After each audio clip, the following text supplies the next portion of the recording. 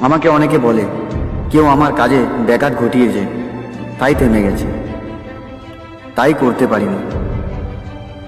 মানুষ তো আপনার কাজে ব্যাঘাত দিবেই। মনে রাখবেন, রাস্তা মৃত লোকের জন্য ছেড়ে দেওয়া হয়, জীবিত লোকের জন্য নয়। এই পৃথিবীর লোক সবসময় আপনাকে বলবে আপনি যেটা করছেন এটা ভুল কাজ।